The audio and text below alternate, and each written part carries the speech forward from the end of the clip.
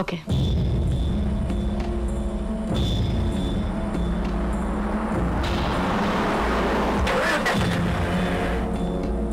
Good evening sir. Very good. Last 1 year లో Bharat land line కి mobile కి వచ్చిన incoming and outgoing calls list sir. Have a look. I see. Anything interesting? No sir, but recent గా భరత్ అతని wife Sameera and friend సీనీని ఎవరో attack చేశారట. I see. Yes sir.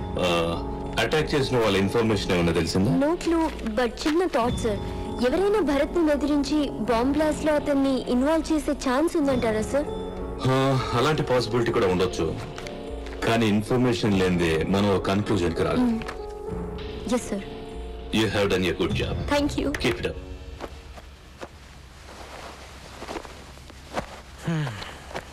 హ్యాపీగా హనీమూన్కి వెళ్ళాల్సిన వాళ్ళం నిన్నేమో ఇలా ఒంటరిగా పంపించాల్సి వస్తుంది.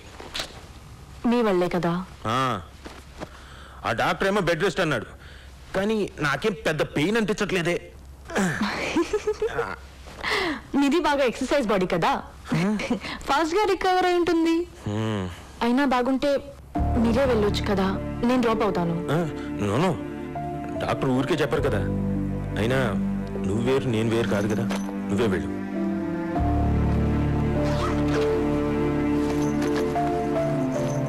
Okay, so you take care.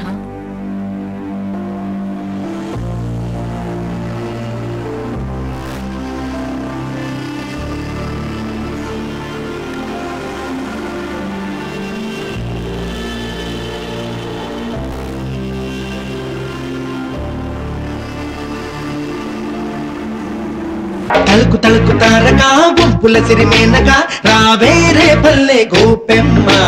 తలుకు తలుకు తారగా గుంపుల సిరిమేనగా రావేరే పల్లె గోపెమ్మ.